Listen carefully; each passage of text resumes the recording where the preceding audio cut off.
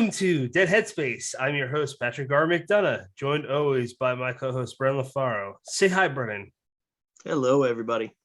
And today we are talking to the author of The Pussy Detective, Duvay Knox. And please tell me if I mispronounce your name, sir. Say hi. Yeah, it's almost like two syllables, Duvay. Duvay.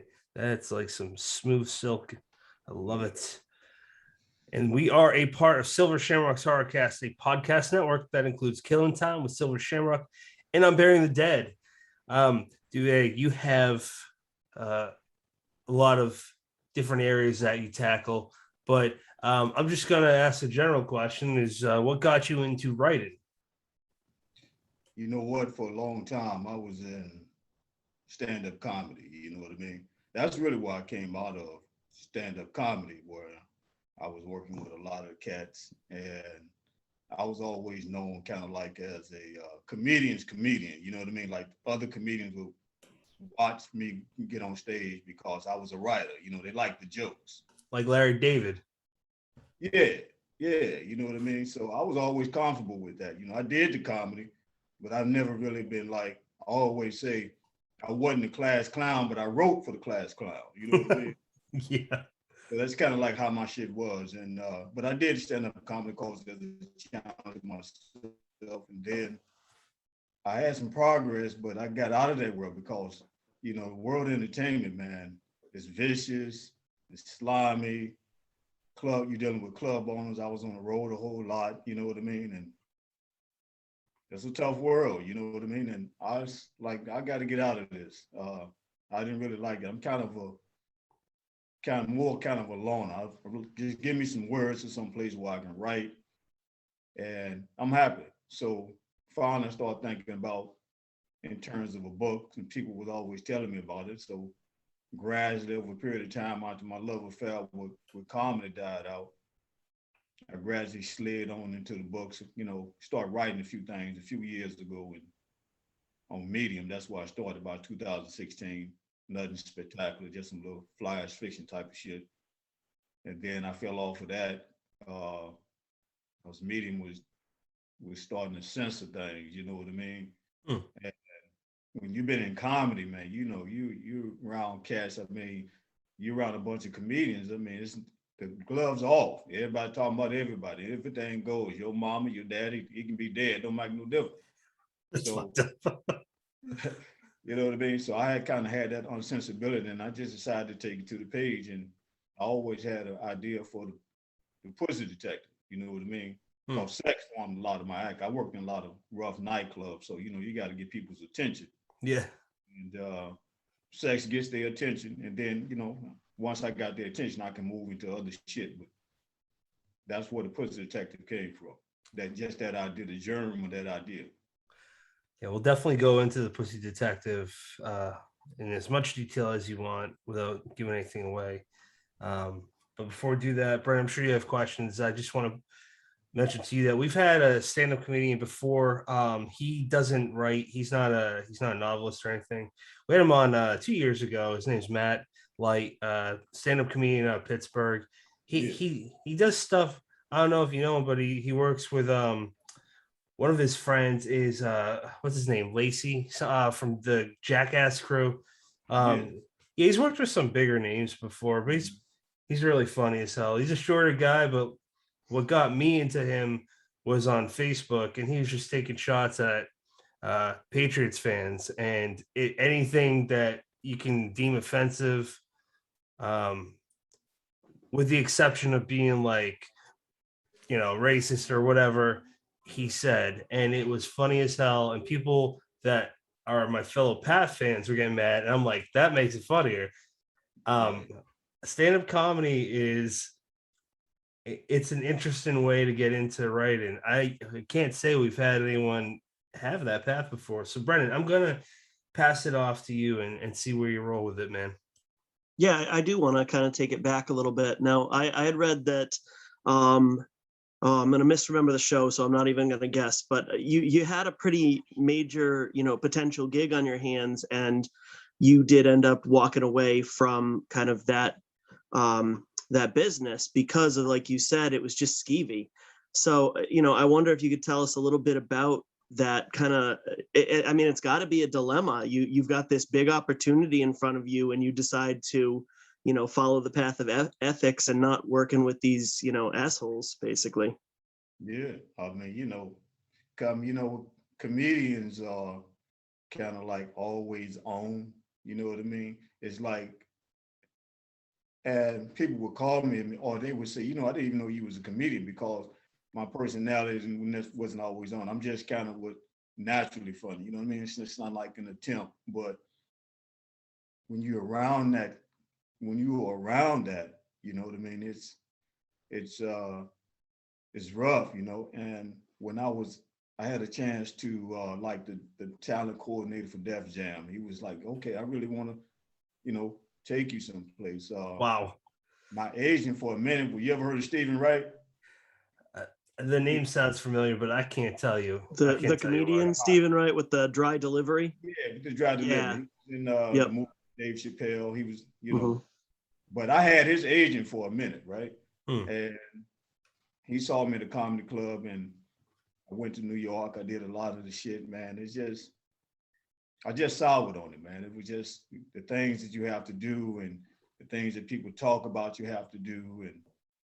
And, so even though I was right there, I was like, nah, that's not, I don't really like being in the clubs like this, and the opportunities that people present to you. And a lot of the shit you hear about Hollywood is that, the little parties you have to go to, sometimes people don't come right out and tell you, hey, look, you got to fuck a donkey, but come on, you can be in the club, you know what I mean? If you got to do this, just between us comedians, or just, nah, man, I got a daughter.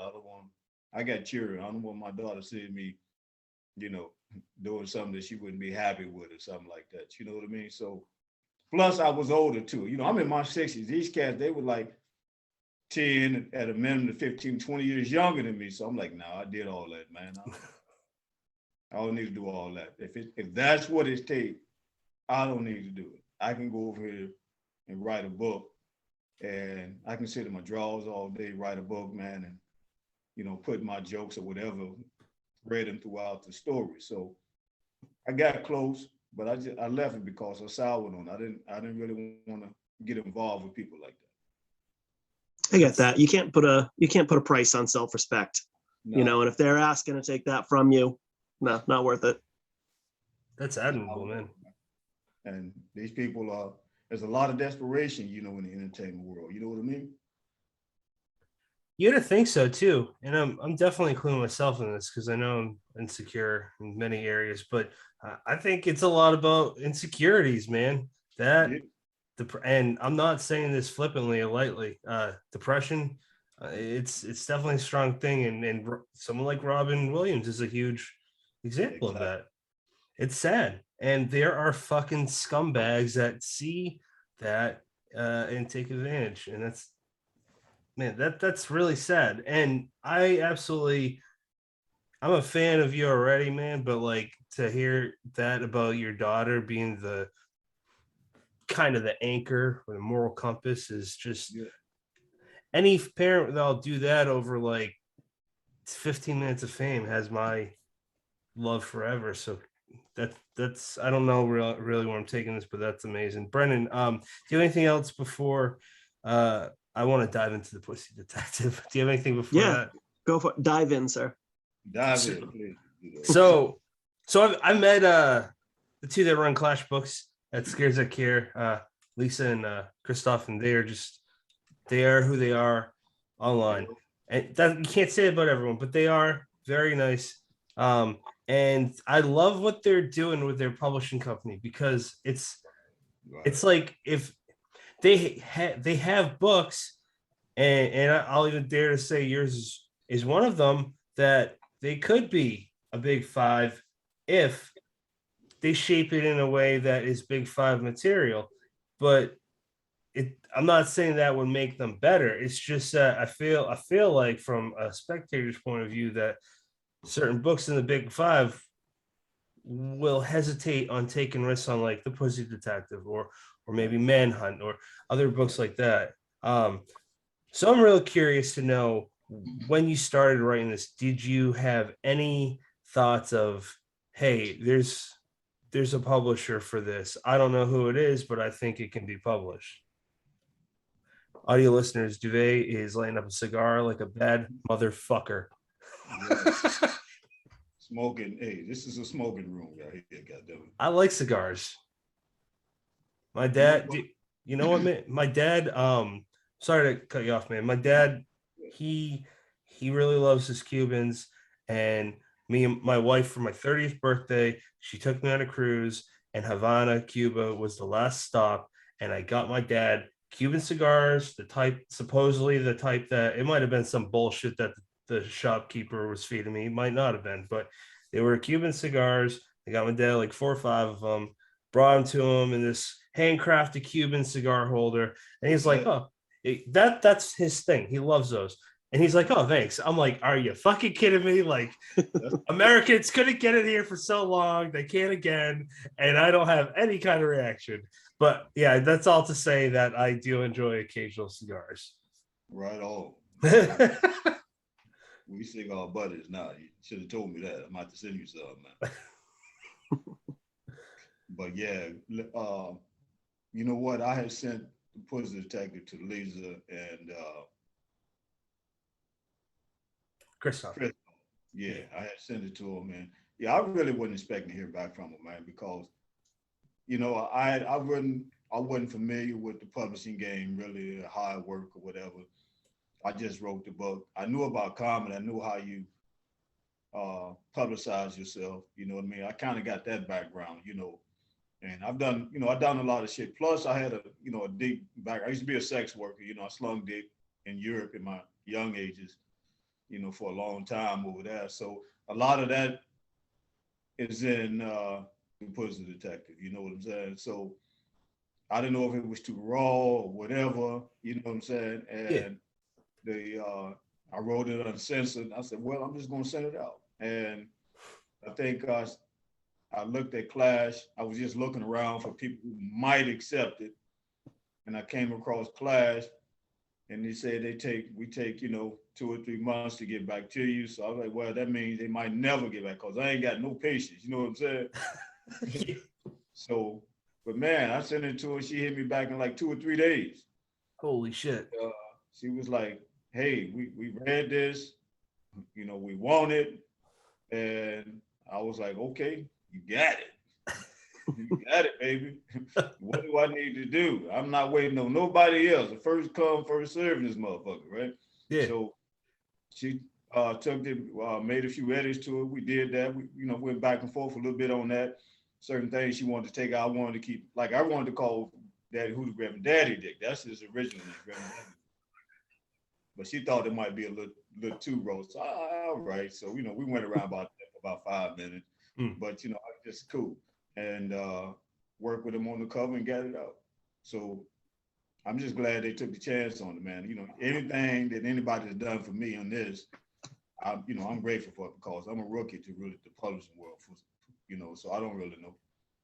Your first book comes out, and in my opinion, I'll speak for Brandon, this Clash books, we view, correct me if I'm wrong, but we view them as one of the top tier, independent publishers, simply based on the fact of what they come out with constantly.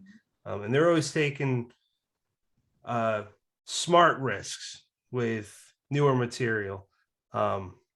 Lisa reached out to me. I mean, like, I say this not braggadociously, but still surprised. She randomly messaged me.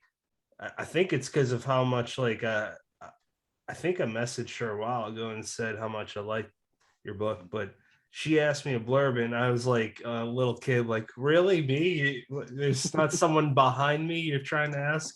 Man, I'm so happy it was this book, because it's one of those books where I could see, and I think you mentioned it on Twitter, you can turn it into a case by case, a book by book sort of deal. But we can go into that later if you want. But right.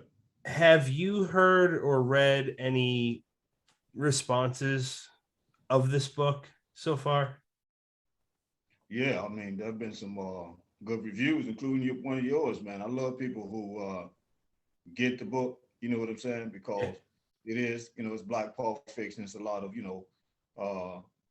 indigenous dialect that Black folks talk about and use and whatever.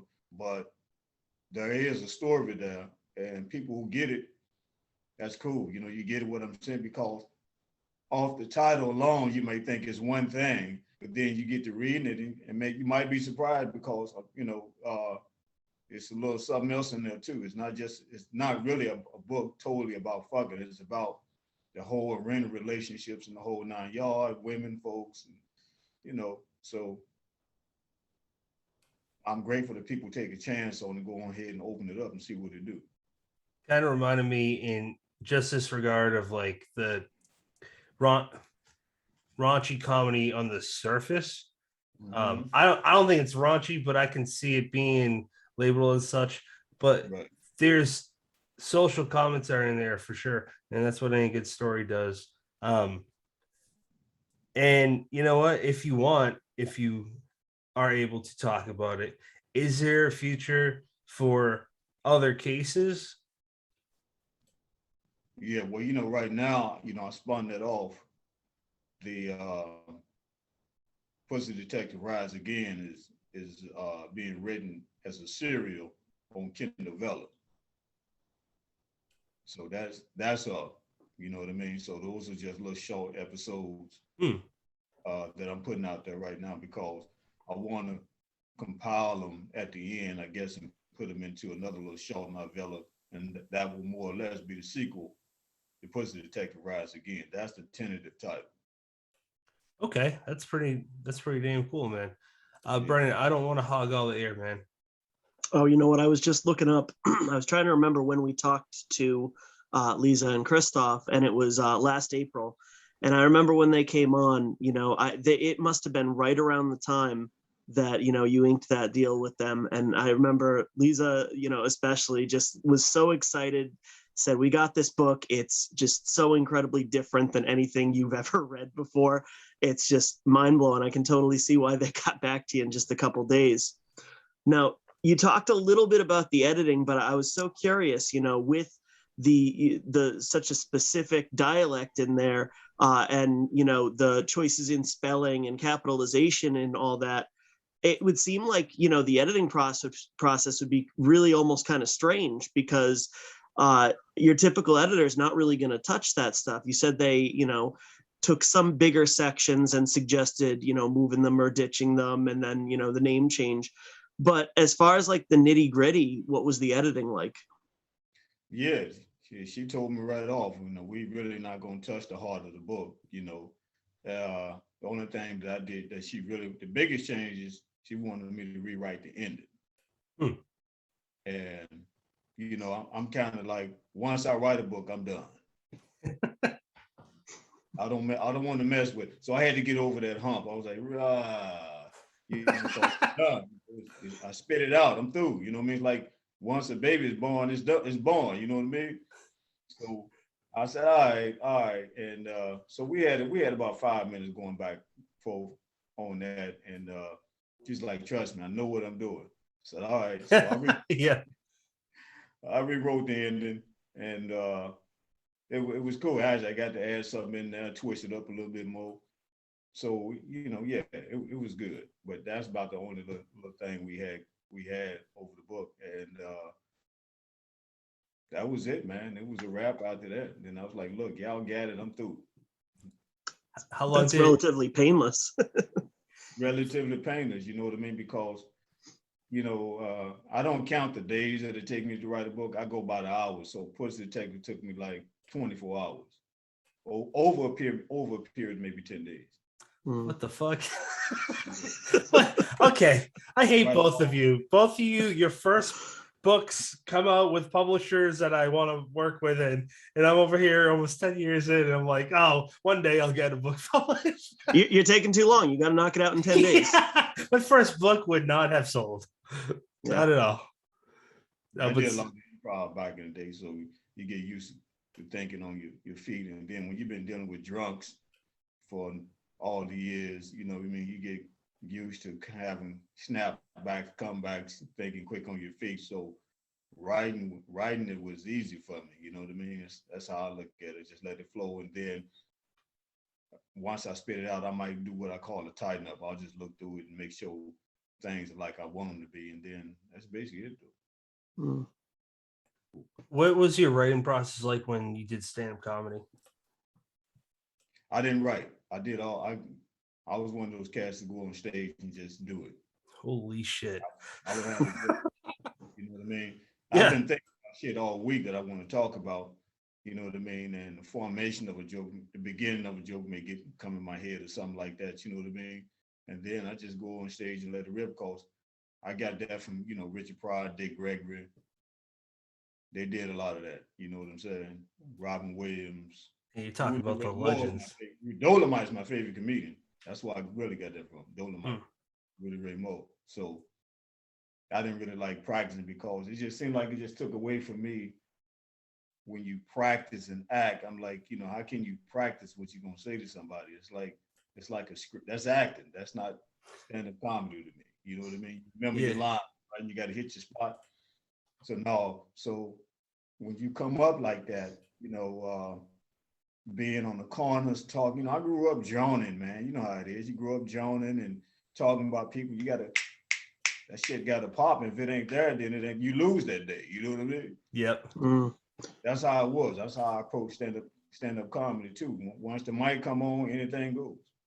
I was a Teamster when I was in 18 to 20, and I was working with truck drivers, and I was really one of the only kids there. Yeah, you better either shut the hell up, and if you're gonna talk, like you said, you better be real quick with it. Yeah. You better have something, man. I remember when I was in grade school, they called it playing the dozens then, but it's snapping and clapping now. And whatever that little championship was, I had that. And I remember, I never will forget, this cat named Kenny came from another school, and he whooped me that day. I had to go home in shame, but I came back the next day and whooped him so I could maintain my title. You know what I mean?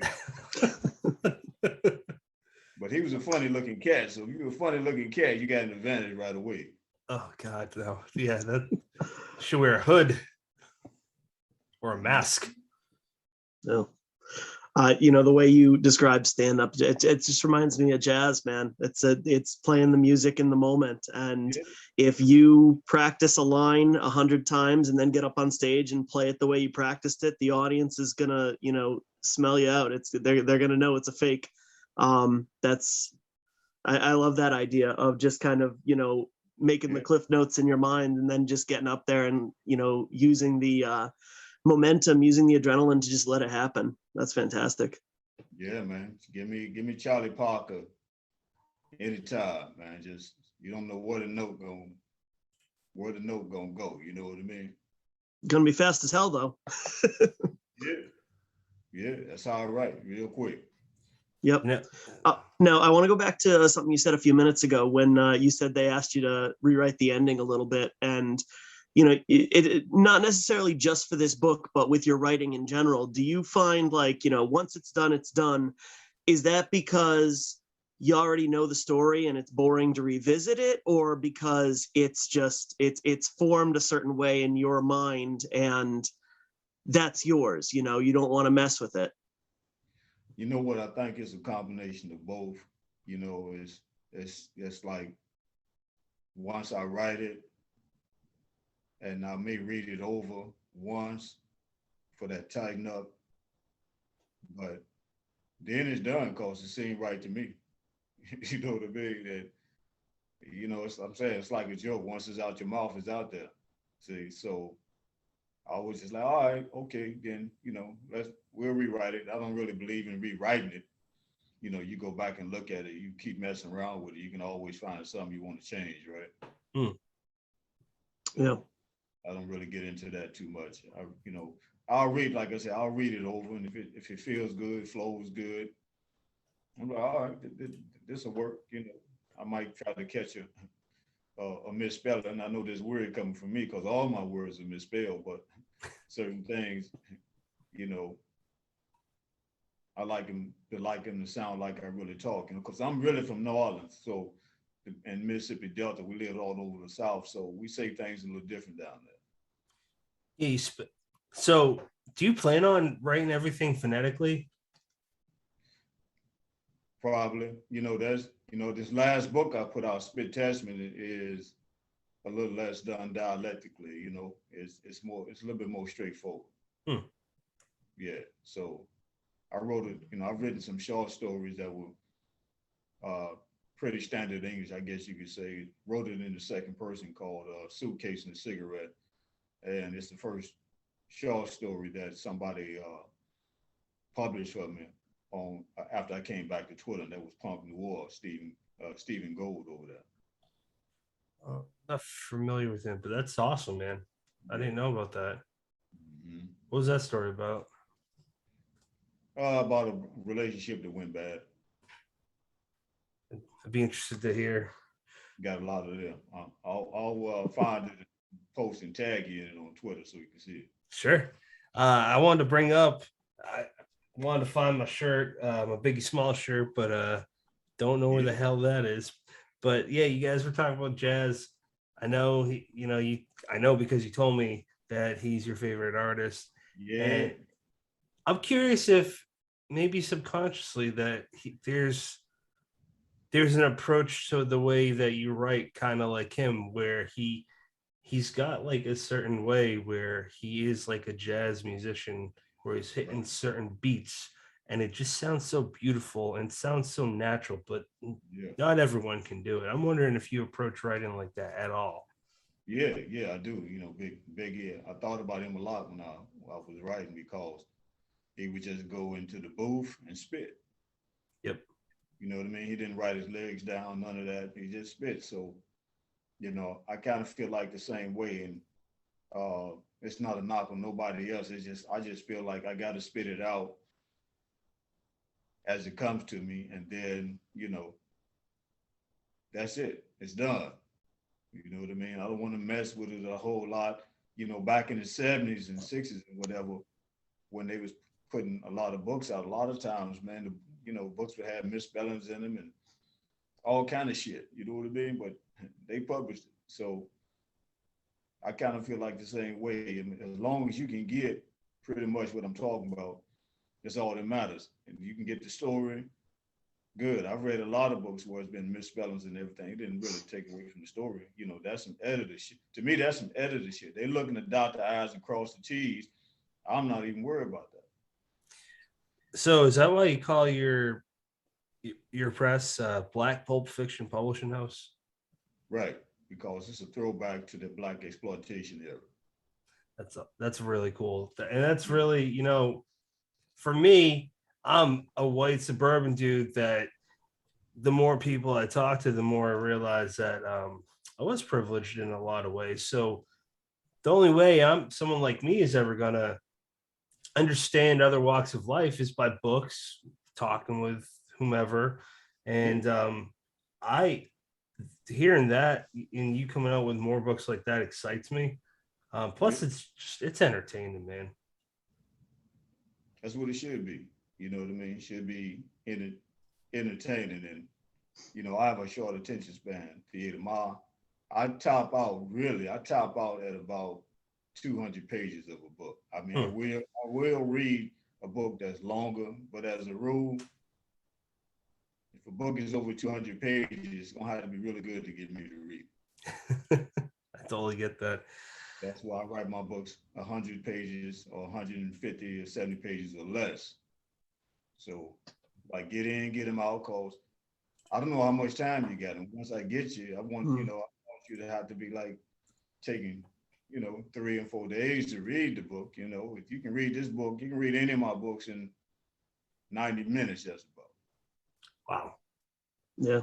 And I think those like sub 200 page books, like that's absolutely the way that like indie publishing seems to be going. And I wonder if, we're going to start seeing the more traditional major publishers follow suit a little bit, just kind of take a cue and see that, these lengths, people aren't feeling ripped off by getting a 150 page book if it's a good story. there's hate to phrase it this way, but there's money to be made there. There's stories to be told that fit that length. And, we've all read those novels, the 1980s always spring to mind, 70s and 80s, that it's like, this is 500 pages. And boy, did it ever not need to be. Somebody told this author, make it 500 pages so that, you can prop a fucking door open with it or whatever. So I'd love to see the novella length thing just really get a whole lot more love on, outside the indie scene too, because they're great. They're fantastic, like self-contained stories. Yeah, I think the novel, the long novel, as a rule, I think the long novel is dead and it's not because it's not good. It's just that the world is different. Now that we in social media, everybody's reading short shit. The attention spans ain't that long. They want you to get to the point. And so you're writing for a different group of people. So that fits right into how I want to write my shit is get to the point. I saw one of my favorite people, I didn't get a chance to meet him, but he died, was the cat that used to own Tyrant Books. And one of the things he would say was narrative is dead, plot is dead, all that. The thing is bring style back. You know what I mean? So people are worried about the plot and the narrative and then they forget the style.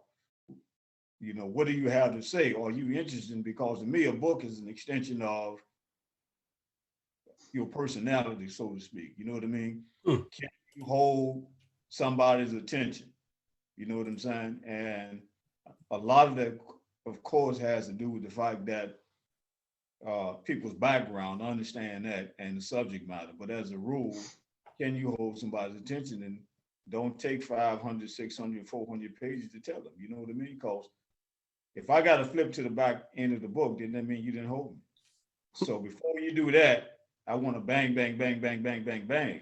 You know what I mean? Keep you going. And then before you know it, you're at the end. 150 pages, 120 pages, you through. Take you 90 minutes, a couple of hours. And you go to the movies. Movies are about 2 hours. So why should a book be 4 or 5 hours? Wow. Makes sense. Yeah. And that's the heart of the argument is, that's the way it should be, a compelling, grab you by the balls narrative. And when you see the the argument that seems to be going around now is, number one, if you're a major publisher and you got to think of the bottom line, number one, you got to charge $30 for your hardcover, and people don't want to pay $30 for a book that's 120 pages. And beyond that, you got to think about like the marketing, and you're putting your book on the shelf. If it's got this thin little spine, it's going to be less likely to get noticed. And those are valid reasons, I suppose, if you are more of an accountant than a publisher. But it's soulless. It sucks that it is the truth. Right. That's big marketing for you, man. They're very slow to the game. I sell my books on the street. I don't wait on publishers. I go on the street and sell my books, and every time somebody gets one of my books, one of the first things they say is, well, I like this. I can put it in my purse, or I can put it in my pocket. You see what I'm saying? So you got to create a book in which somebody can easily carry it around with them. And that feeds into the sale, and that feeds into them thinking, okay, it ain't gonna take me no time to get through this. You see what I'm saying?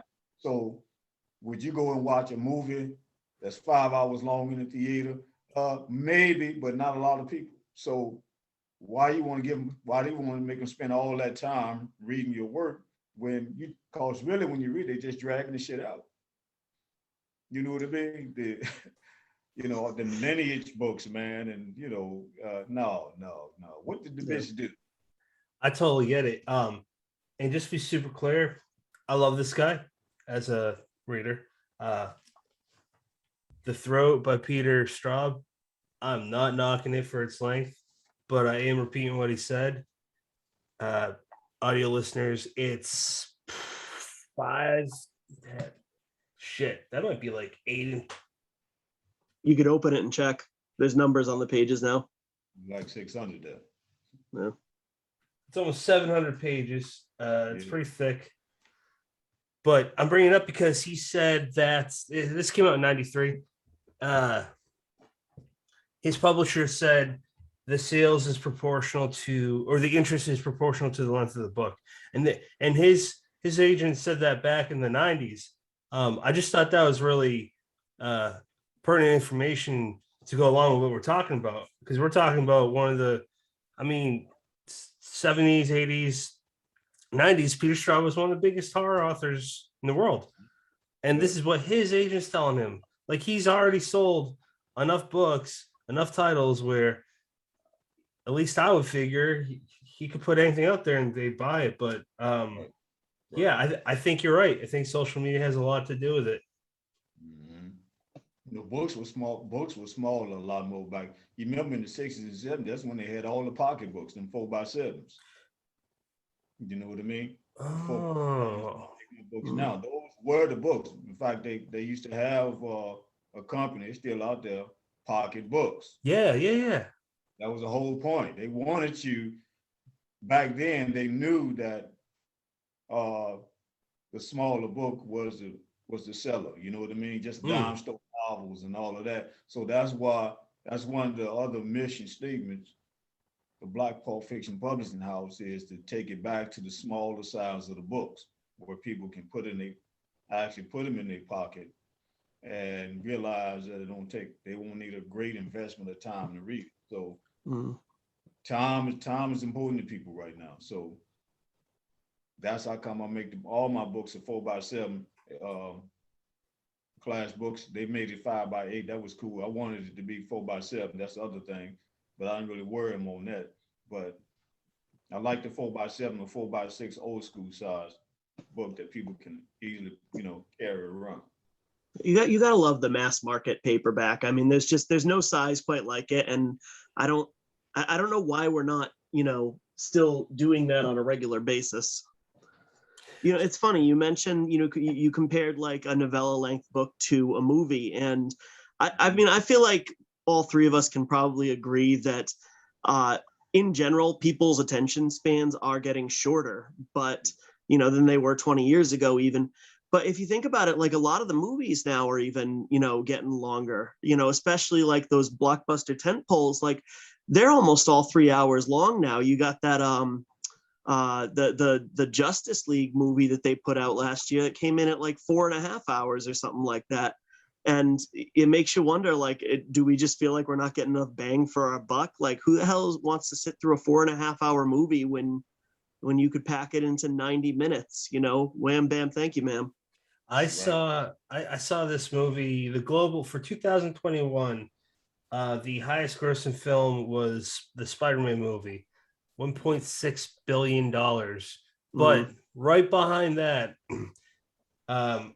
is this it's a Chinese-based movie about the Korean War in the Chinese army, Chinese soldiers' point of view. That came in at $907 million. And that was just shy of 3 hours long. And my wife and I were watching it. I'm getting into it for research for a book that I know is going to take a while, right? But about the Korean War. But if I wasn't, I don't think I would have known about this movie. But I bring it up because my wife and I were watching it, and we were watching it late, granted, but she clocked out about halfway through, and it's a good movie. Yeah. But I don't know if I could do that a whole lot. Right. It's too long. A lot of the I'm a student of special Black exploitation movies, but you'll notice that in the 60s and the 70s, there were a lot of movies that were 89 minutes. You know what I mean? And that was for a reason. Movies were typically 89 minutes. That's how they used to make movies. Matter of fact, that used to be one of the things that they was real hard on. This movie can't be longer than 90 minutes. So you had a lot of movies in the 60s and 70s that was only 90 minutes. It wasn't until we started getting into the 80s that they started creeping up to 2 hours plus.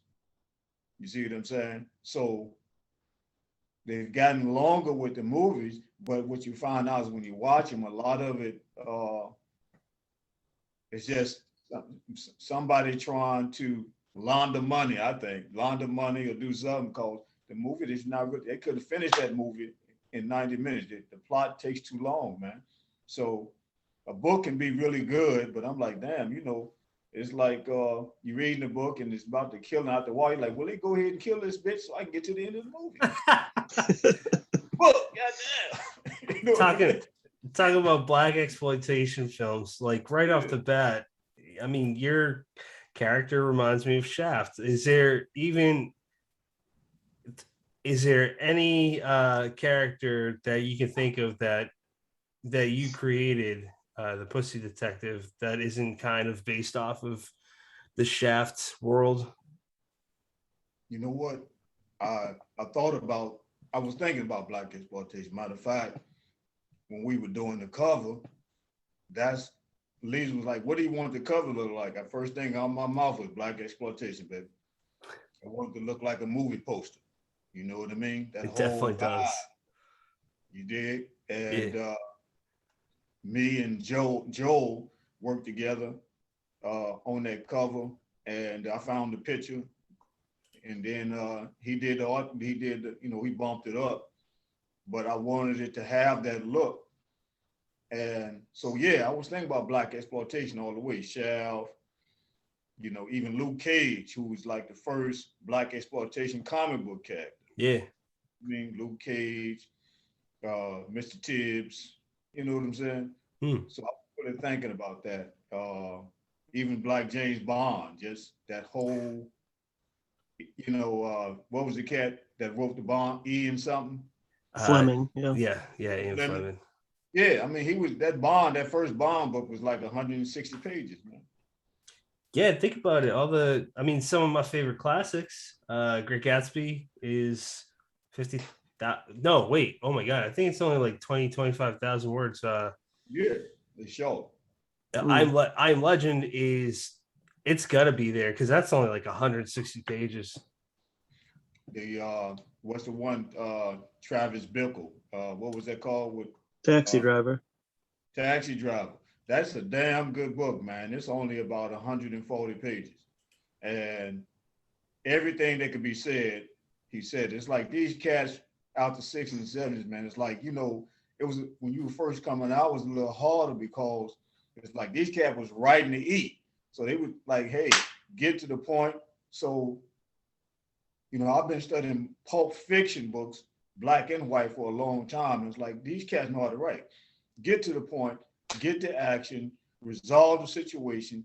Don't keep me reading for too long, because they knew what would happen. People will put your book down. And if somebody put your book down, they might not pick the motherfucker back up. That's true. Especially today. I don't want that. Once I get you in, I want you to keep reading until you finish it or get close to finish it. You know what I'm saying? So that's kind of like how I'm thinking. Yeah, so that's true. Man, are you purposely making like sexual jokes during some of this conversation? Because I think I'm picking up. Yeah, my fault. No, it's funny. That might just be your mind living in the gutter. It could be. I have a 12-year-old's mind. That's true. I told you.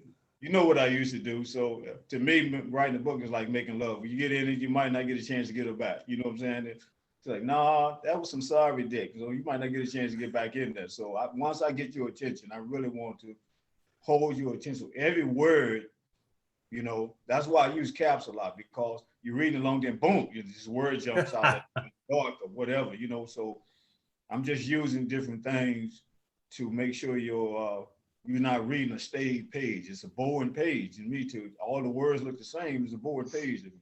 Mm. And that's the shit that I was. Something, what I'm talking about?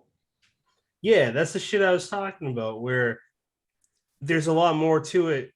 And you said it's an extension. The book's an extension of you. What you're creating is a lot more intelligent than if you just look at it. You might be like, oh, they're all typos. Well, you just explained the why. And I think that's a really ingenious move. Yeah. I write the books that I want to read. You know what I'm saying? And, I've been reading since I was 3 more or less, according to my mama. I started reading it early because my mama was in the book club and she used to get all these books. And so I started reading real early, man. So I've read a lot of books, I've read, what I'm saying, a wide range, Renaissance shit. Tristram Shandy is one of my favorite books by Lawrence Stern. And he wrote that way back in the day. And it's a picaresque novel where he goes to all these different adventures. Of course, Casanova, his works. I like Casanova. He wrote a whole lot of good shit in his life. So I read a lot of Renaissance books just because of the style and how they was writing them and how they were spelling back then too. It's just, I take a lot of influence from those Renaissance books and how they write. I mean, they're almost plotless, but they do have a plot. I did not expect you to say that. Like, I'm just sitting here wondering what books your mom read, and Renaissance books is not, I mean, I have nothing against new books. I write new books. You guys write new books. I love new books, but I don't hear people talking about older books enough. And you're talking about books from the Victorian era.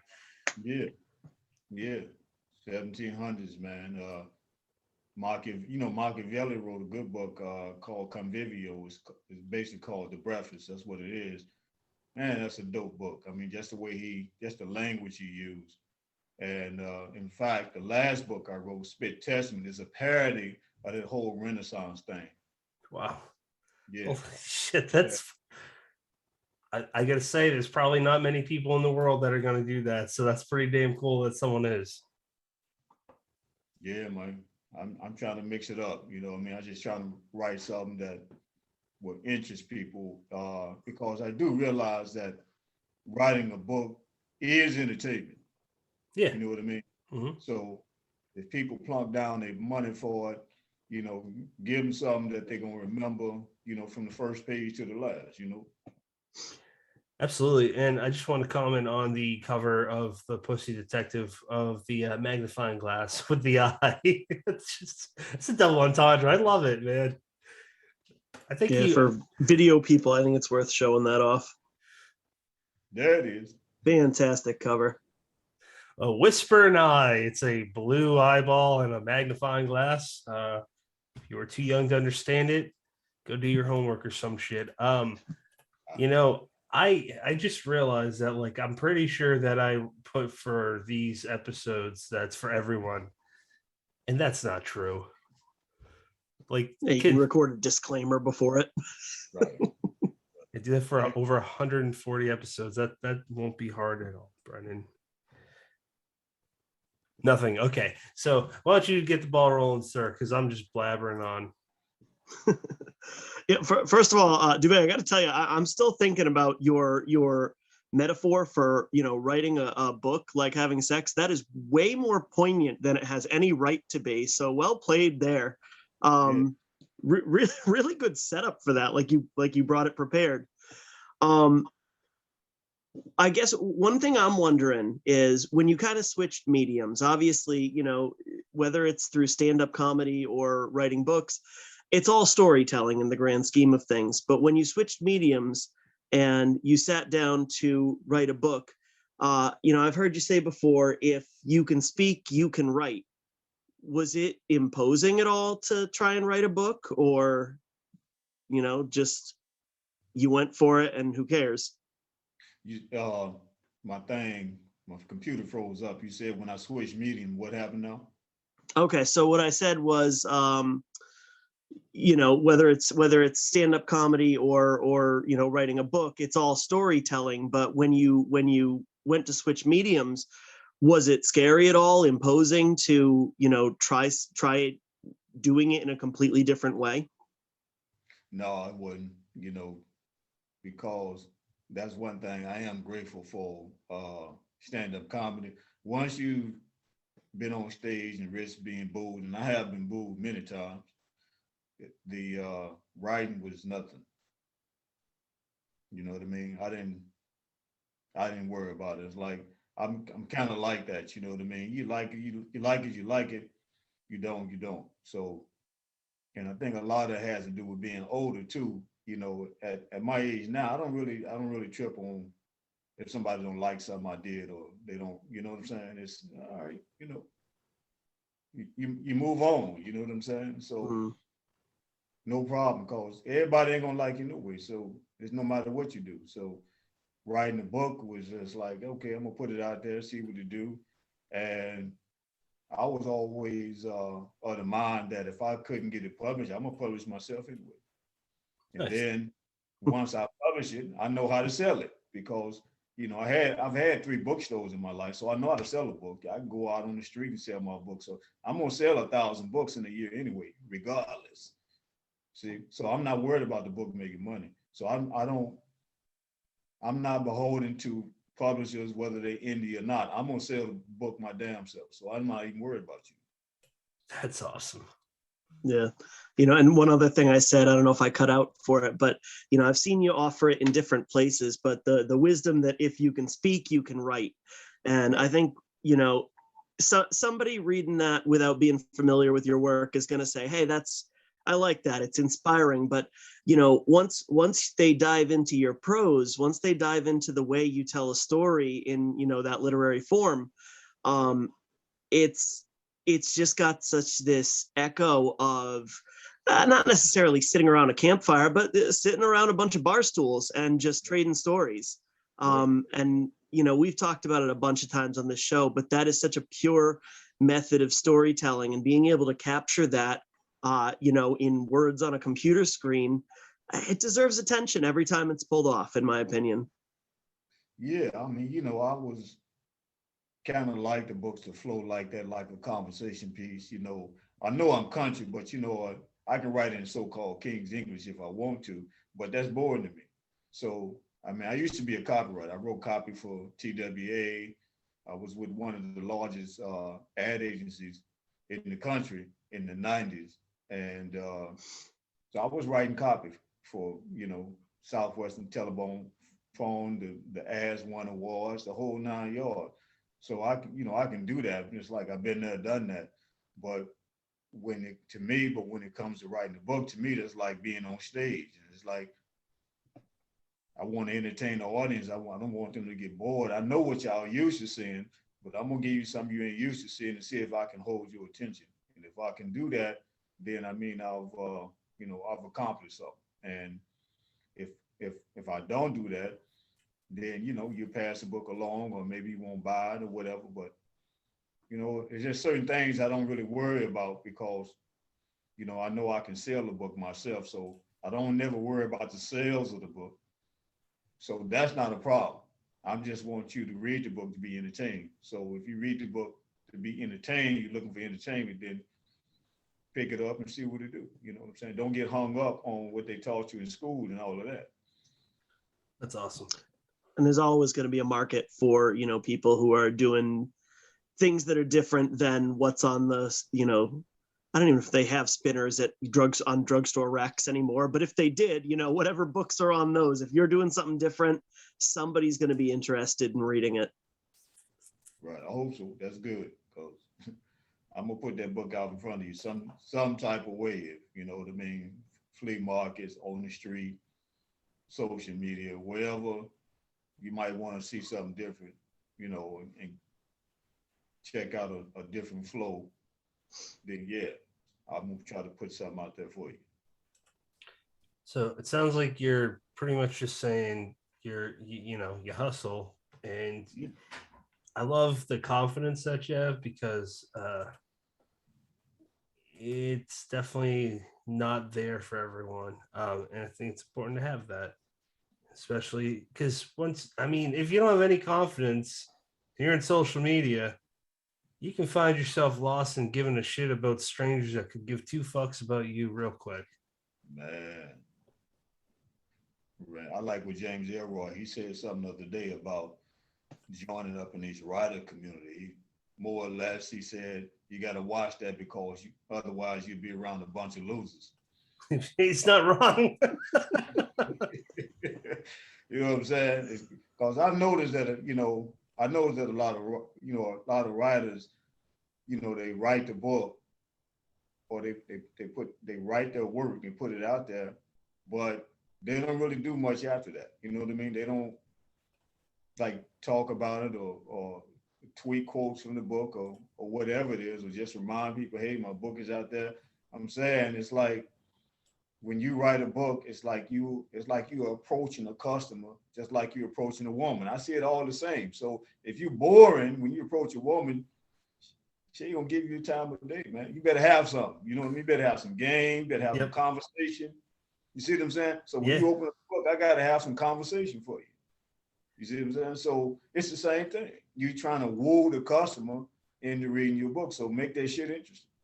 I feel like even though I have a kid, you're trying to train me how to have a kid with a woman, and I want to learn everything from you about that. You gotta vary the stroke, baby. I'm being serious. Like I would pay you to listen to that shit. I haven't thought of it like that.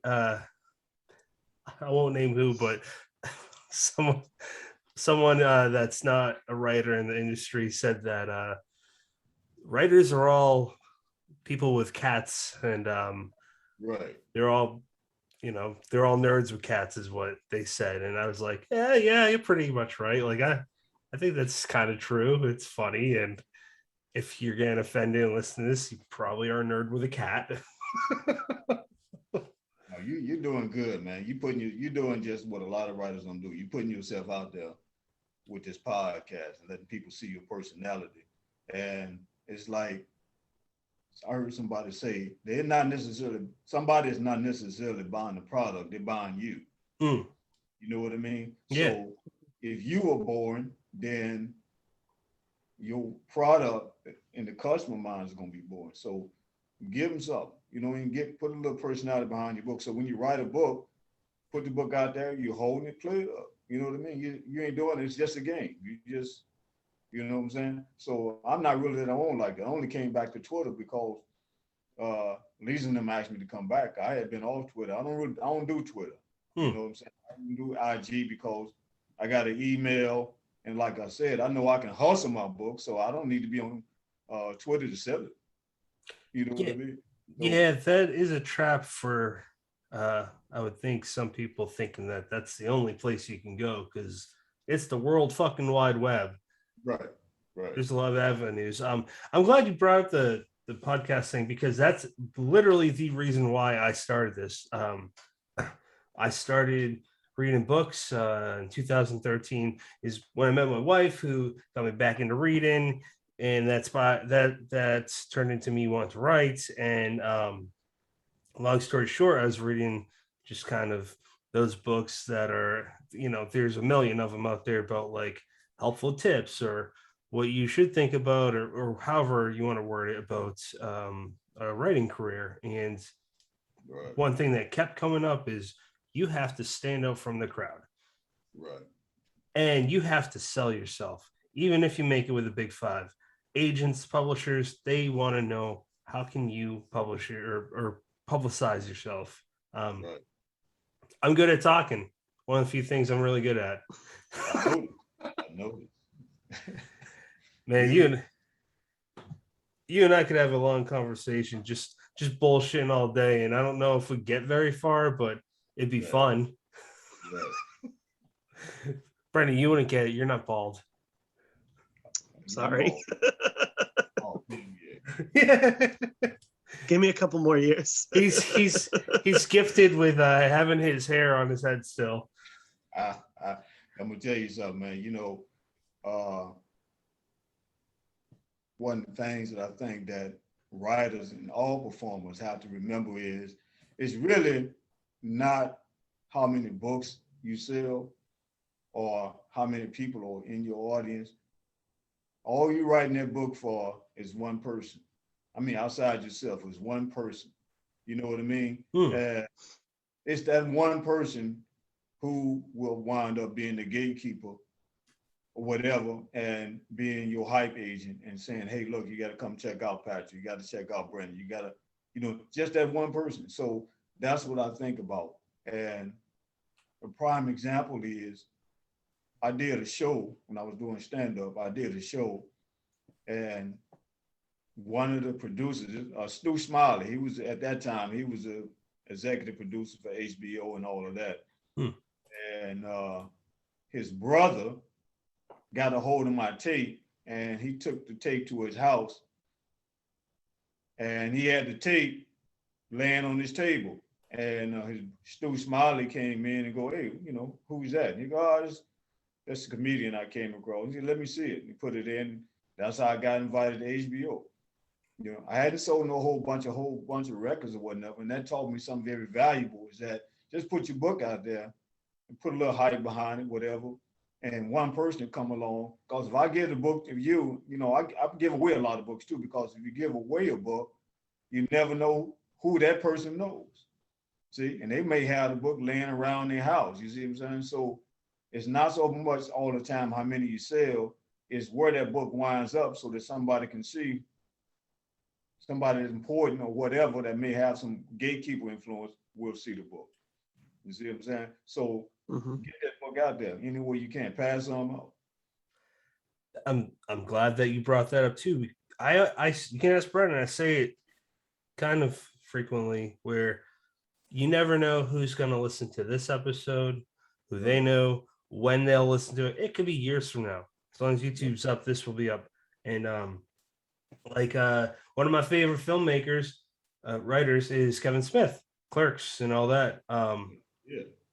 Clerks came out at a film festival in New York in the early 90s, whenever that came out, in 94, I think it was. And it was one of the last movies to play at the festival. Wasn't a big audience. It was only a few people. Didn't hear anything for a little while. Then he did. And then it started getting spread around, because literally one guy named Bob Hawke, who was kind of like, he was a trusted source of people that have influence in the writing world. Film world, where if he says, hey, you should really look at this film, they'll look at that film. If that guy wasn't there, if Bob Hawke wasn't there, none of us probably would know who Kevin Smith is. He'd probably be just some average guy living in New Jersey. So it's one of many examples, man. Giving away free books, sure, the downside is you're not making money off of that, but it's like you said, you never know who will have it. Yeah, that's what I'm saying. Is that's the advertising. Remember, people get on social media, they do what? They advertise their book, or they show their book, but you showing the book, but you ain't got the book in the hands of a gatekeeper yet. Put your book in, you know what I mean? I look people up who celebrities or whatever, and I send my books to celebrities all the time. You see what I'm saying? Just send it to them. You know what I mean? If they follow me on social media, if they got whatever, I just send them the book. You dig what I'm saying? So it's like, hey, that book can be out in the world doing something. And as far as the way I think, even if they throw the book away, it's gonna go in the trash can and wind up in Africa. And then a little African kid can read the motherfucker, change his life around. Spit testament, yeah, The pussy detective. I must fuck. Hope the trash man. I love how I'm not gonna do an accent. That'd be offensive. Even though we're having a good time talking, that's a bad look for me. No, it doesn't even matter what accent. You could do Irish, it would be a bad look. It would be offensive to my people. It would be a bad accent. It would be. All right. Hey, St. Patrick's Day is coming up. Come on, do an accent for us. I'm not good at them. So okay. Do you want to go into what are you reading? Sure. Sure. Yeah, Duvay, what are you currently reading? I read multiple books at one time, so I don't know. I just finished reading Felonious Monk by William Cotswinkle. That was good. I finished Blood in My Eye by George Jackson. That was out of the 60s and 70s. He was locked up for a long time. That's a cool title. Yeah, Blood in My Eye. I'm reading Cleopatra Jones from the 60s and 70s. I'm reading a lot of old books from the 60s and 70s. So I'm currently reading a bunch of shit, man. That's just some of them. I'm reading some of the books of people I follow on Twitter. Hmm. I read finished Douglas Lumsden book. That was good. A Troll Walks into a Bar. Stephen Gould. Yeah, I'll pray when I'm dying. Good writers, people that I've met that's writing some different shit. So I just read a wide range of shit. You know what I mean? Like I say, I'm always reading old shit from the, you know, even the 1300s with Dante and all of that. But I go back just to read them, you know. A lot of folks don't know he wrote a lot of shit besides Dante Inferno that's, to me, as good as Dante's Inferno. I don't know. I'm not familiar with his other work, but I hear a lot of things recycled online, and one of them's read diversely. And that's a great example of reading diversely. Because when I hear some people say read diversely, they're like kind of sticking in the same genre, and that's fine if that's what you like. But I mean, how are you gonna ever know if you can expand your own palette if you're not doing what you're doing? I mean, shit. you know them free little libraries. You guys have them your way. Yeah, those free little libraries like the mobiles. Yeah, they could be mobiles. It's just kind of like on the side of people's houses or in the front yards and whatnot. Yeah, I've seen those. So I stop at as many as I like whenever I see them, and my son especially gets really excited, which makes it even better. But I stopped at this one in my town and that I didn't see before, and I'm just looking through it. I don't know these titles. I don't know the authors. One thing that sticks out for me because I turned the book around. The cover. It's a big mushroom, and it's a fiction book, and it just I forget the blurb. I just remember psychedelic, and I'm like, I'm there. I don't give a fuck what it is. One of my favorite stories is Lewis Carroll's Alice in Wonderland because it's so fucked up. Right. Didn't he write that Jabberwocky too? Yeah, it doesn't. I mean, like that's a great example, man. Like, yeah, that shit doesn't make sense, but no, it don't. Like Finnegan's Wake. What's that about? I don't know. By James Joyce. I was like, they tell me, oh, this is great author. No, that motherfucker was fucked up on laudanum back in the day. Or opium. I almost said opioids. I meant opium. Yeah, but that's another good example. I went back and read one of the first books I ever read that my mama had, Harry Sundown. That's one of the first books I ever read that was in my mama's book club. It was about the interracial relationship and all of that out of the 60s and what. It was controversial during the time it came out. Oh, I'm sure. Every Sundown. Yeah. So, but she had a lot of books in National Geographic and all that, you know what I mean? Is that kind of like the book club? Was that kind of like what she? Yeah. Remember, you ever heard of Columbia Book Club from back in the day? They sell records, but they had a book club though. Okay. Oh yeah, on the pages it would I forget where in the book, but yeah, it would show like you could order members price and all that shit. Yeah, all that. Nice. Have either one of you heard of the book called my dad gave this book to me when I was a kid. It's called Black Like Me. It's John Howard Griffin. That came up because we're talking about 60s books that are controversial. Yeah, got the first edition of that, man. Nice. I collect books, so I sell a lot of them on eBay. And the terminology that they use, it's really interesting that what's not acceptable socially, I guess, was like common terminology. It's really weird. I mean, Stephen King kind of covers it when the drawing of the three, there's like different time periods, I think it was. And it's just fascinating. Brennan, what are you currently reading? I was just looking up. I've read at least 2 or 3 different monk biographies, and I don't think I've read the one you're talking about. I will throw at you. You ever want to read a really great biography of a jazz musician? One of my favorites is Footprints about Wayne Shorter. Yeah.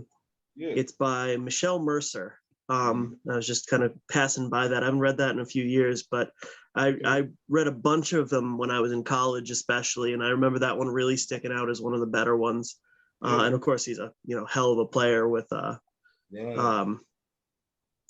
Miles and stuff. I am reading. I just started this today. Colson Whitehead's new one, Harlem Shuffle. I'm only a couple chapters into it, but it's cool. Given the synopsis, my main guy in there, Ray Carney, is going to get himself into some crime shit. But right now, we're just kind of getting to know him in his furniture shop. And Colson Whitehead does a nice little deep dive. Let us get to know the guy, and almost kind of fall for that character before he puts him into the shit, which is a little contrary to what we were talking about, about just diving straight into the shit. But I don't know, man, he makes it work. So I'll I'll give it the benefit of the doubt. Colson Whitehead, he's next level. They already talking about making that book into a movie, I heard. Oh, I'm surprised they're not already, it's out in bookstores, so they should have been, making that 6 months ago with him. I'm also reading Grady Hendrix's The Final Girls Support Group. This one's actually really cool. I love Grady Hendrix. It's always like kind of, it's just not cookie cutter. So, it's about a group of people group of women who were all stalked by like these infamous killers, and they meet, once a month or whatever to, just kind of rehash trauma. Well, not rehash trauma, but like to get over their trauma. And I mean, they're all very clearly based on, or at least their killers are based on, Michael Myers or Jason or Freddy Krueger or, the Scream franchise or something. And then, they start getting picked off one by one. So it's, like the base of the plot is formulaic, bunch of women, serial killer and stuff like that. But it's, I don't know, I'm a sucker for that kind of the pop culture stuff that really kind of fuels a book like this. And nobody really does that like Grady Hendrix. How many pages? How many pages? Oh, see, these are both like, 300-400 page monsters. This one is about 350. Is it? Yep. Sorry, man. Outside your limits. Yeah, I know. Hey, you know what? you go in the bookstore and you read a synopsis of a book and it's good. Yep. I do a lot, in the library. And I be like, you know what? I really want to read this book. I don't really necessarily want to skip no pages. You know what I'm saying? But I know they're going to drag me out for 300 pages. And I just can't do it, man. I can't do it. I want to do it, but I can't do it. Yeah. I used to do that, but see, now I done got old. I ain't got no patience. So it's like, what's the point? Because look, if you've been reading since you're 3 years old, you done read every fucking thing. You know what I mean? All the the novels, how they're gonna start. You know how they're gonna read the mystery. So everybody is writing the same fucking story. You know what I mean? And it's like the denouement or the end of the motherfucker is like, okay, and so we already know that. So shorten that shit down. That's all we get. Hey, they're both, major releases, out in hardcover. So I mean, it's that whole they gotta justify those 300 pages so they can charge $30 for the the hardcover price. I'm picking up that Whitehead right now. That's like $310, $28.95 they want for that book. Well, what, he's got a name now, so his fans of that, and he can write that. But I read a story by Victor LaValle that was probably 40 pages, man. He wrote this short Afro speculative fiction thing dealing with outer space. Brilliant, man, just brilliant. Just about 40, 50, maybe 60 pages on Kindle. And his other hardback books, they are long and whatever, but he did more in that frame than any of his other books. And I really think, even though there are still books out there that are 300 pages and whatnot, I really think the trend is shorter and people need to get on that. And as writers, I think we need to challenge ourselves to tell the story at least 200 pages, all right? That's 2 hours. Imagine somebody sitting down and reading your book. Can you tell a story in 2 hours? Hmm. Can you do that? I don't If need you to can know do what that- color the damn curtains are. Don't tell me what No. color the wallpaper is. Right. No, I don't want to know that. I don't want Well, to know and that. you know, I you don't wanna know what- you're talking. I want to know what you said. Like me and you, we talking. Are we talking about the color of the walls right now? That's a good point. No, it's a nice shade behind you, though. Right. Andy has You- nice you shades notice- on. You notice it. You see what I'm saying? But it's more Yeah. interesting for me to have a conversation with you when you write a book than it is to know what. I mean, you know, we have these writers, and this is just a philosophy, so I'm not complaining. I'm just saying, as a writer, I look at books and I go, damn, Raymond Chandler already did this in hardball fiction, man. He told you all of this shit. Why are we still writing the same fucking book in hardball Yep. fiction? Yeah. So you can't do it no better than Raymond Chandler. So why would you go after that market? And if you do go after that market, you got to one up Raymond Chandler and come with something different. Good luck. His fans are still out there. So don't really try to be more descriptive than Raymond Chandler. You can't do that shit. So to me, Yeah. go to the next level. And I think that's one of the things like S.A. Crosby. I think he kind of did that with his books. You know what I mean? Yeah, he's on his own. They're a little Yeah. more, he kind of brought something different to the game, the way he shaped them up and did them. So it's like we've had all of these ancestors who've gone on, these dead writers who've written these books and they've done all the descriptive shit and all of that. But here we are 100 years later and the novel is still the fucking same. You know what I mean? So why we keep writing? That's a great. I I don't know. get. No, we've been sitting on that one for a half an hour now. I don't think we're gonna come up with an answer. Yeah. No. Except fuck it, throw it out. Don't do it. Like I say, to me, it all goes back to women. You the same person she talked to last time. Why should she give you sound like every other motherfucker that came and tried to approach you? Nope. You know what I mean? So bring something different Mm.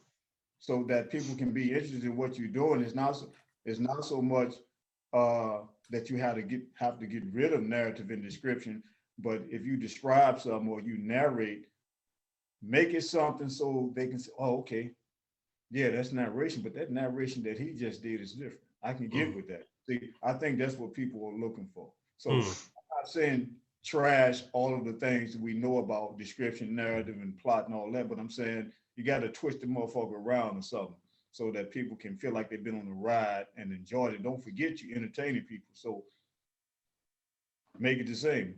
You know what I mean? So if you're gonna write a vampire novel, after Anne Rice, where can you go?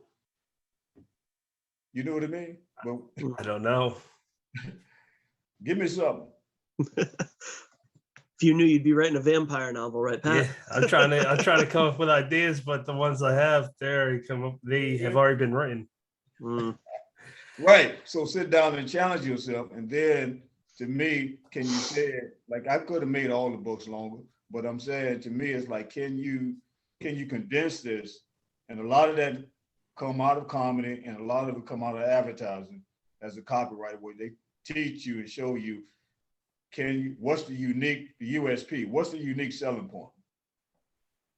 That's what you got to get to when you're dealing with the customer. What's the unique selling point? And don't take 400 pages to give me the USP. Let me bring it to me. And then after that, if you give me the unique selling point, then I can make a decision what I'm gonna go into the rest of the book. But if I make a decision to go through the rest of the book, everything you say after that better be banging. Yeah, I agree. Speaking of what I'm reading, Nobody said that. I can get away with that. Shit, Pat. I wanted to throw it out there because All right. about good writing. I'm reading 2 Joe Lansdale books right now. I technically listened to one. They're both Happen Letter books. Those are good. I'm just gonna leave it at this. Happen Letter. If you haven't heard of it, it's basically for whoever's listening, it's basically just a buddy picture piece, a white and a black dude, and I bring that up because it's talked about a lot throughout the books that I've read. And you got to remember that it was written in the 90s, and he's tackling a black gay character that is unconventionally gay compared to like what media portrayed gay people to be back then. And you got like a white how would you describe it? Not a redneck, but a Brennan, rural guy, white rural Texan. Yeah, I mean, I don't think you'd be wrong with redneck, but it's not like, I don't know if that's obviously offensive. yeah. But they're not your typical. They're not. It's not like a racist white guy or whatever. It's got a lot of heart, but it's funny as hell. And the more that happened, Leonard and I read, the more I'm finding Joe to be hilarious. Especially when we talk to him, the shit that comes out of his mouth, it's it's really funny. Yeah. Have you read any Happen Leonard? Yeah, the first one in the series I read because I got interested in the series. First I saw the series, then I tell you what, actually, let me correct myself. I first got on the Joe Lansdale with Bubba Hotep. Yeah, Nice. Yes. Because Ozzie Davis was in the movie. Yeah, I love that movie. Yeah. I own it. I still have the DVD. So I saw the movie, then I read the book, and then that's how I got on the Joe Lansdale. Ossie Davis did the eulogy for Martin Luther King. He's a yeah. And that guy's a legitimate badass. Yeah. I mean, I started reading about Ozzie Davis. I said, I like this cat. Him and his wife both. They were swingers, and they was open with that shit, man. Look at it. I mean, I've got friends that do unconventional stuff, and they're married, and they're cool with it. So I don't really give a fuck. They're two consented adults. Who gives a shit? Not my business. Keep it, like I say, keep it interesting. You know what I'm saying? You can't Keep it interesting. Whatever it is, keep relationships, whatever you're doing, man. Keep it interesting because people don't want to be bored. And especially if you are performing, that's how I look at writing. You are performing outside the page. If you see me walking around the house or whatever, I'm bored as hell. I'm walking around in my drawers, ain't got no shirt on. I'm just chilling. You know what I mean? But every time I go outside the house, I want to look right and tight because I don't know who I might run into. That's something my daddy taught me. You know what I mean? That's smart. I always say that. When you go outside this house, boy, make sure you dress to kill. Because whenever be looking good, whenever you're going to get your money or whenever you're going to get pussy, you got to be looking good. Safe to say that you always look good, man. Not kissing your ass, but you do have a very cool look to you. Just look good whenever you go. So, and if that way, if people like the book, I appreciate it. And, maybe like enough to pass it along with something like that. I'd be happy. Yeah, it would make for a killer stocking gift for any little boy or girl or grown. Definitely surprising. The Pussy Detective. What's this, Mom? Birds and the Bees. Let's talk about it. That is a good opener. Oh, little Timmy. How do I go from that? There's no segue from that. You don't. You're going to final thoughts. Let's just jump. Where can people follow you, Duvay? They can find me on Twitter, Duvay Knox, Instagram, Duvay Knox. I got a Substack out there too. They can follow me on there. And I got 3 books out: Pussy Detective, Soul Collector, and just recently, Spit Testament. They can get all the Black Pulp Fiction Publishing House. That's my website. They can go there and find me anytime. Excellent. And you know what? I just want to say, writing books is probably the hardest art form to keep someone entertained. You got music, one song, movies. I mean, you're just sitting there and watching it. But reading, it kind of takes a little bit more concentration. Next episode is 135. We will be talking with M.M. Schill. She's an editor. She has her hands in another podcast called Pseudopod. We're going to jump to final thoughts, and then we'll say our goodbyes. So, Duvay, final thoughts, sir. I think I said it, man. I'm just, appreciate you having me on here. I'm glad you like to work enough to get me on here.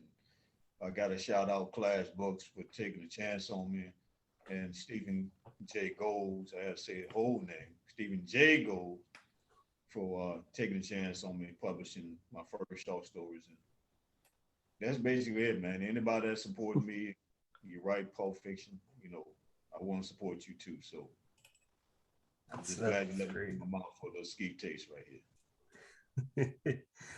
Brennan, final thoughts, man. Duvay, we appreciate the hell out of your time. But I'm actually going to use my final thoughts time to ask you one more question, if that's cool. Are you frozen? Okay, that wasn't the question, but we've done 134 episodes, and it's so rare that we get somebody on here who I can talk jazz with. So I was kind of hoping you'd throw an album recommendation to me and anybody listening who's interested. I know you heard of name escaped me, but help me out. After Charlie Parker, you had Donald Byrd is one. Mm-hmm. Yeah, Donald Byrd, and definitely check out his Cristo Redemptor. I don't know if you ever heard that, but check that out, man. And also Charlie Mingus. He yeah. Crazy, but read his book. You talked about that book earlier. Read Charles. Yeah, Mingus. that's a fucking wild book, man. Oh, you read it? Okay, then. So yeah, that's what I would recommend to you, man. Yeah. The jazz musician biographies that are self-penned, they're hit or miss, but Mingus's biography, that's a fucking wild ride. You will not regret picking that one up. No, you definitely won't, man. And that's the one to read. And read about, I think his name is Beatty. I know all these cats, but right off the tip, they just left me. But he's the one that basically created jazz down in New Orleans. Mm-hmm. And I'll find it and I'll send it to you. But they got an HBO special, on matter of fact, right now on Netflix. Nice. Yeah, I'll send that to you. But he's definitely somebody you should read. It's a damn good movie about him, man. So I ain't gonna spoil it for you, but I'll send that to you. Yeah, I'm into that. I'm in. That's right up your alley. Yep. Brennan, any more final thoughts? Nope. Minor, thank you for your time, man. It was a real pleasure talking to you. There's a lot of insightful things that you said. So I hope that there is that one listener out there stealing kind of what you said about the one reader, one listener out there that can take some of these thoughts and roll with it and then pass it along. Thank you, brother. Yeah. Both.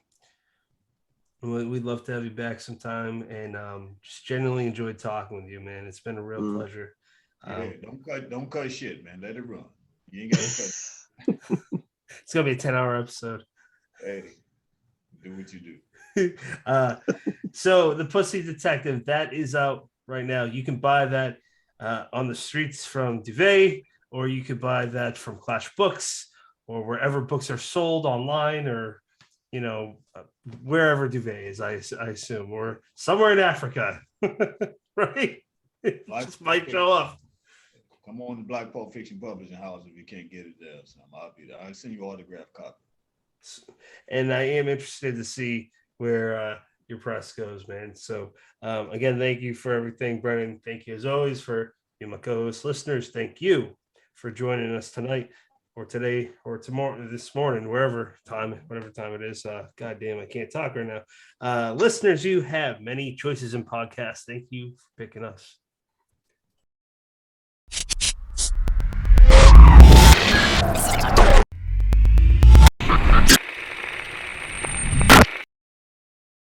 Welcome to Dead Headspace. This is episode 134. I think I lied. Stupid idiot. Talking to myself.